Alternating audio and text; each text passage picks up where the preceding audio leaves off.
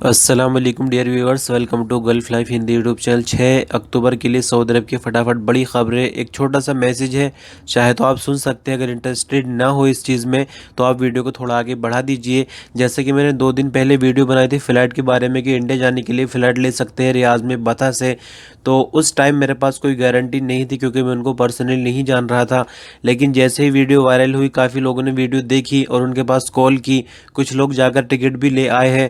तो तब उनको पता चल गया मैं कौन हूँ, कैसा हूँ, मेरा चैनल है। तो उन्होंने मुझसे कांटेक्ट किया क्योंकि मैं ऑलरेडी उनसे अनजान भरकर चैट कर चुका था। उसी नंबर पर उन्होंने रिप्लाई किया और काफ़ी शुक्रिया वगैरह अदा किया और बोले हैं कि किसी तरह कोई फ्रॉड नहीं है, मैं 30 सालों से इधर काम करता हूँ। इस तरह की बातें उन्होंने मुझसे कही है। तो ऐसा मानिए कि पर्सनली अब जानकारी हो गई है, तो आप इजीली जाकर टिकट ले सकते हैं आंखें बंद करके, कोई मुश्किल नहीं होगी। और मुझे रियाज जाना है, हाल फिलहाल ही कुछ काम है तो मैं उनके ऑफिस पर जाऊंगा और मुमकिन हुआ तो उनको वीडियो में लेकर आऊँगा, उनका आपसे इंट्रोडक्शन कराऊंगा वीडियो के ज़रिए। तो इस बात को यहीं ख़त्म करते हैं। दूसरी बात यह है कि पासपोर्ट रिन्यूअल के लिए मैंने एक वीडियो बनाई थी कुछ दिन पहले, तो उस पर एक भाई ने कमेंट लिखा था कि मेरा इकामा एक्सपायर था और मेरा पासपोर्ट बन गया है। तो मैंने उनसे पूछा कहाँ से बनवाया है, तो उन्होंने उम्मुल हमाम बोला था। लेकिन उसके बाद वो कमेंट कहाँ गायब हो गई है। मैंने काफ़ी कोशिश की, उनसे पर्सनल बात करना चाह रहा था मैं। तो अगर आप ये वाली वीडियो देख रहे हैं भाई तो प्लीज़ इस पर कमेंट कर दीजिए, आपका नंबर मुझे चाहिए, आपसे पर्सनल बात करनी है और सारी जानकारी इकट्ठी करके फिर मैं एक वीडियो बनाऊँ। क्योंकि बहुत सारे लोग ऐसे परेशान हैं जिनका इकामा एक्सपायर है और एम्बेसी वाले बोलते हैं कि इकामे का वैलिड होना पासपोर्ट बनाने के लिए ज़रूरी है। लेकिन ग्राउंड पे अगर हमें कुछ और देखने को मिल रहा है तो मैं वही जानकारी लोगों को दूंगा ग्राउंड के हवाले से। तो प्लीज़ अगर आप में से कोई भी बंदा ऐसा है जिनका इकामा एक्सपायर था और आपने पासपोर्ट अपना रिन्यू कराया है इस बीच, तो प्लीज़ कमेंट ज़रूर कीजिए, मुझे आपसे कुछ जानकारी लेनी है। शुक्रिया। चलिए खबरों पर आगे बढ़ते हैं। सऊदी अरब में सऊदेशन का दायरा लगातार बढ़ता ही जा रहा है और लगातार जो अजनबियों की नौकरियां हैं वो सऊदियों को दी जा रही है, रिजर्वेशन उसके अंदर किया जा रहा है। फिलहाल 9,000 जॉब्स अजनबियों की ओर जाने वाली है। आईटी सेक्टर में communication and information technology engineering, नई एप्लीकेशन प्रोग्रामिंग, तकनीकी मदद और डेटा एनालाइज पर यह फैसला लागू होगा। तो मिनिस्ट्री ऑफ लेबर, जिसका अब नया नाम है मिनिस्ट्री ऑफ ह्यूमन रिसोर्सेज, उसके मुताबिक 9,000 जो जॉब्स है अजनबी की वो सऊदियों को दी जाएंगी और जो सैलरी होगी, मिनिमम सैलरी 5,000 और मैक्सिमम सैलरी 7,000 रियाल रखी जाएगी। डिपेंड करता है कि उसके अंदर काबिलियत कितनी है बंदे के अंदर। अब इसकी शर्त यह है कि जहां पर 5 वर्कर है अजनबी या फिर उससे ज़्यादा है, वहां पर यह फैसला लागू किया जाएगा। जिन कंपनियों के पास 5 से नीचे एम्प्लॉय है उनके लिए यह फैसला लागू नहीं किया जाएगा। 4 अक्टूबर से उम्रा मरहलावार शुरू किया जा चुका है, जैसा कि आपको मालूम है। इसी के चलते मिनिस्ट्री ऑफ हेल्थ ने रिपोर्ट दी है कि शुरू दिन से अब तक, यानी जब से उम्रा शुरू हुआ अब तक, किसी भी उम्रा जाहिर में किसी भी तरह का कोई सिम्टम्स कोरोना का नहीं पाया गया। सब कुछ बिल्कुल ठीक ठाक चल रहा है। और जैसा कि मैंने आपको पहले ही बताया है, किसी भी तरह का कोई टेस्ट नहीं लेकर जाना है उम्रा करने के लिए। सिर्फ वहाँ पर बेसिक टेस्टिंग होगी, जैसे कि टेम्परेचर वगैरह, वही काफ़ी है। उसके बाद उम्रा किया जा सकता है। दुनिया भर में जज जो है दूसरों पर फैसला करते हैं और जज पर कोई उंगली नहीं उठाता है। लेकिन आज आप ऐसी खबर सुनेंगे जहां पर जजों के ऊपर उंगली उठाई गई है। सऊदी अरब के मिनिस्टर ऑफ जस्टिस यह है कि न्याय मंत्री ने सुप्रीम कोर्ट के 7 जजों को काम करने से रोक दिया है, यानी उनको फिलहाल टेम्परेरी सस्पेंड कर दिया गया है और जांच करने वाली कमेटी के हवाले उनका केस कर दिया गया है। दरअसल बात यह है कि 7 जजों के ऊपर इल्जाम ये लगा है कि वो सही से ड्यूटी नहीं कर रहे थे और जो उनको इख्तियार, यानी जो उनको गवर्नमेंट की तरफ से पद दिया गया था, उसका वो नाजायज फायदा उठा रहे थे। हालांकि ऐसी खबर नहीं कि उन्होंने किसी के हक में गलत फैसला दिया हो, लेकिन जो उनके पास अपना पद था उसका गलत इस्तेमाल कर रहे थे, ड्यूटी अपने टाइम से नहीं दे रहे थे। इसी तरह की कई और वायलेशन उनके ऊपर लगे हैं, जिसके लिए जांच होनी बाकी है। जांच कमेटी को उनका केस दिया गया है और उनको आगे काम करने से रोक दिया गया है। आपको बता दें कि इस तरह की जो वायलेशन होते हैं उनके बदले में कैद, जुर्माना या नौकरी से छुट्टी मिल जाती है। इस तरह की सजाएं रखी गई हैं। बाकी आगे जांच में पता चलेगा कि इन पर किस तरह की कार्रवाई होगी।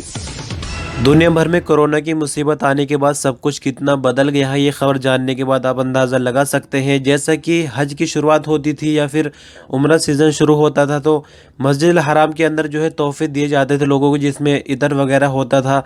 लेकिन इस खबर में देखिए कि हरमैन शरीफैन की जनरल प्रेसिडेंसी के जो हेड है शेख डॉक्टर अब्दुर्रहमान अल सुदैस ने उम्रा ज़ायरीन को इस बार भी तोहफे दिए हैं। लेकिन तोहफे में क्या दिया है ज़रा सुनिए। सैनिटाइजर और नोज मास्क तोहफे में दिए गए हैं, यानी जमजम का पानी और दूसरी चीजें तोहफे में दी जाती थी। लेकिन आप देखिए वक्त कितना बदल गया है, सैनिटाइजर और नोज मास्क तोहफे में दिए जा रहे हैं। मकसद यही है कि कोरोना को जल्द से जल्द भगाना है और लोगों को तोहफे के जरिए भी यही मैसेज देना है कि कोरोना से हिफाजत पहले जरूरी है, बाकी तोहफे वगैरह तो चलते ही रहेंगे। तो देखिए खबर के मुताबिक कितना सब कुछ बदल गया है कोरोना के आने के बाद। सऊदी अरब में बीते दिन 379 कोरोना के नए केसों की पुष्टि हुई है। 570 नई रिकवरी है। 23 मरने वालों की तादाद है। 3,36,766 कुल केस हो चुके हैं। 3,22,055 कुल रिकवरी है। 4,898 कुल मरने वालों की तादाद है। 9,813 एक्टिव केस है, जिनमें से 938 की हालत नाजुक है, जिनको आईसीयू में दाखिल किया गया है। सऊदी अरब में किंग सलमान इंसानी मदद सेंटर, जो कि विदेशों में लोगों की मदद के लिए काम करता है, इसका एक प्रोजेक्ट है मसाम, जो कि यमन के अंदर बारूदी सुरंगें साफ करता है लोगों की भलाई के लिए। उसने सितंबर 2020 के चौथे हफ्ते के दौरान यमन में 1402 बारूदी सुरंगें साफ की है। सऊदी प्रेस एजेंसी के मुताबिक बताया जा रहा है कि ये बारूदी सुरंगें ईरान की तरफ से, यानी जो हूसी है उनको ईरान की तरफ से ट्रेनिंग मिली थी। उसके बाद उन्होंने बारूदी सुरंगें बिछाई थी। जो बारूदी सुरंगें बिछाई गई, इनमें 193 ऐसी सुरंगें थी जो कि टैंक से फटती, यानी टैंक जब उनके ऊपर से गुजरेगा तब फटने वाली थी। 608 सुरंगें ऐसी थी जिनको किसी धमाके की जरूरत नहीं थी, यानी कोई छोटा बच्चा भी उससे गुजरेगा, जैसे ही पैर रखा जाएगा फौरन फट जाएगी। और 595 ऐसी थी जो कि धमाके के दौरान फटेंगी, यानी आसपास अगर कोई धमाका देखने को मिले तब वो फट सकती थी। फिलहाल इन सभी सुरंगों को साफ कर दिया गया है। कोई नुकसान किसी भी तरह का अब नहीं होने वाला है। अभी तक किंग सलमान सेंटर की तरफ से जो मसाम प्रोजेक्ट शुरू किया गया है, अब तक इसके जरिए 1,89,197 बारूदी सुरंगें साफ की जा चुकी हैं। साथ ही आपको बता दें कि हौसियों ने ये सुरंगें यमनी स्कूलों, घरों और खुली जगहों पर बिछाई हुई है, जिससे आम लोगों को ज़्यादा से ज़्यादा नुकसान पहुंचे। सऊदी अरब में जाजान रीजन की अलरैस कमिश्नरी की तहसील जबल असवद में बूढ़े सऊदी के मकान पर डकैती में 2 लाख रियाल लूट ले गए। दरअसल पूरी खबर के मुताबिक जानकारी यह है कि 2 अफ्रीकी जो है सऊदी के घर में जाते हैं। सऊदी अकेला होता है, घर में बूढ़ा होता है और उसके हाथ पैर बांध देते हैं। घर में तलाशी लेते हैं तो 2 लाख रियाल बरामद उनके हो जाते हैं और सऊदी को बंधे हुई हालत में छोड़कर वो वहां से फरार हो जाते हैं। दोनों अफ्रीकी इलीगल है, उनकी अभी तक कोई पहचान खास तौर पर नहीं हो सकी है। आसपास के लोगों को जब खबर हुई तो उन्होंने बूढ़े आदमी को खोला और पुलिस में जाकर कंप्लेन इसकी दर्ज कराई। पुलिस अभी वाकये की तहकीकात कर रही है और जिन्होंने 2 लाख रियाल छीने उनका अभी तक कोई सुराग नहीं मिला है। सऊदी अरब की राजधानी रियाद में टैक्सी ड्राइवरों से मारपीट करके उनसे लूटमार करने वाले 3 अजनबियों को गिरफ्तार कर लिया है। सऊदी प्रेस एजेंसी के मुताबिक रियाद पुलिस के डिप्टी स्पोकमैन खालिद अल किरेदिस ने बताया कि इनमें 2 पाकिस्तानी है, 1 इथियोपियन है। तीनों का इनका एक ग्रुप बना हुआ था। ये टैक्सी में सवार होते थे और उसको ऐसी अनजान जगह पर ले जाते थे ड्राइवर को, जहां पर सुनसान इलाका हो, और टैक्सी ड्राइवर के साथ मारपीट करके उससे लूटमार करते थे। उसके कब्जे से जो भी पैसे वगैरह होते थे वो छीन लेते थे। रियाद शहर के अलग अलग इलाकों में इन्होंने कई वारदातें की है। इनको गिरफ्तार कर लिया गया है। इनके कब्जे से 14,000 रियाल भी बरामद हुए हैं। पुलिस प्रवक्ता ने कहा कि इनको हिरासत में लेकर कानूनी कार्रवाई के लिए पब्लिक प्रोसिक्यूशन के हवाले कर दिया गया है। सऊदी अरब में ट्रैफिक कानून के मुताबिक टायर स्क्रैचिंग भी एक जुर्म है और साथ ही आपको बता दें कि तेज रफ्तार से गाड़ी चलाना भी जुर्म है। तो दोनों ही कानून को एक बंदा ताइफ के अंदर वायलेट कर रहा था, जो कि सऊदी शहरी है, यानी रफ्तार भी उसकी तेज थी और टायर स्क्रैचिंग भी कर रहा था। साथ ही वीडियो शूट करके सोशल मीडिया पर डाल देता है, वीडियो वायरल हो जाती है।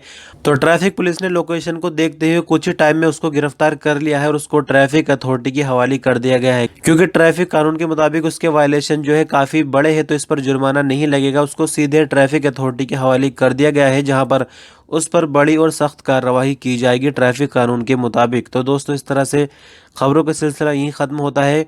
शुक्रिया, अल्लाह हाफिज़।